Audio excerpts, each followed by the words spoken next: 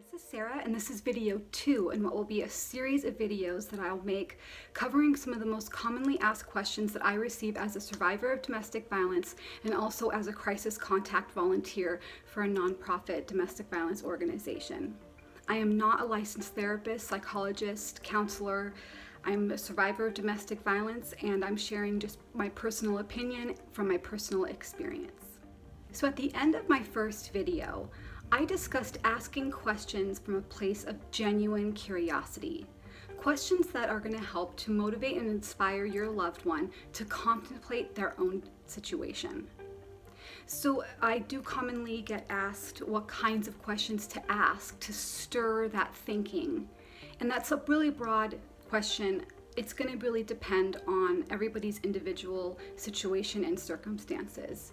So I'm just going to go ahead and give one example based on a situation that I deal with on a normal basis.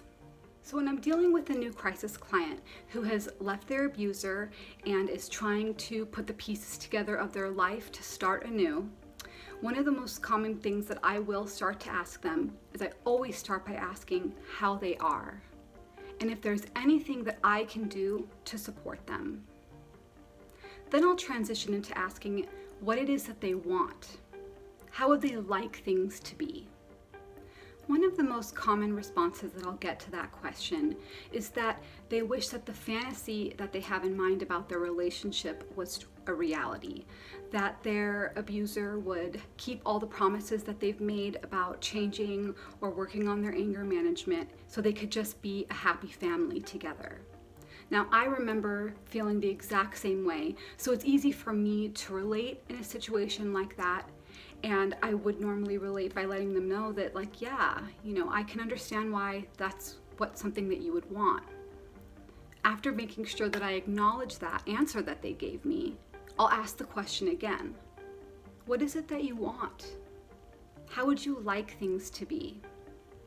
Asking that question a second time around usually does not result in receiving the same answer. They've already told me the fantasy that they wish, so the second time there's a lot of contemplation that begins. I may not walk away from that conversation getting an answer to the question that I asked, but I do feel confident that walking away from that situation, they're still having the conversation with themselves in their mind. And that's really what we're trying to achieve. It's not so important that I hear the answer. What's important is that they're thinking about it and they're contemplating and facing the reality of the situation. So just to prepare before you have a conversation with your loved one about their situation, just check in with yourself first. Make sure that you're in the right space to be able to devote your attention to asking a question and waiting to receive the answer. Letting go of any expectation or any hidden agenda behind what you're asking. Make sure that when you ask the question, that you wait long enough to allow them to answer. And when they answer, acknowledge the answer that they gave you, rather than immediately trying to jump back in to ask again. Let them know that you hear them. Another important thing that I want to mention is try to make sure that your questions are based specifically on your loved one. And try to refrain from asking questions about their abuser. It's your loved one that you care most about, so focus your time and attention on them. Try to prepare yourself for whatever question you ask not receiving a response right away. Some of the best questions can't possibly have an answer right away. They take time to contemplate. So even though the conversation with your loved one has ended and you walk away not getting the answer that you wanted, the ultimate goal is still achieved. They're going to walk away still thinking about what you asked. And without you pressuring them to give an answer on the spot, they can really focus within themselves and think about what it is that they want in their lives.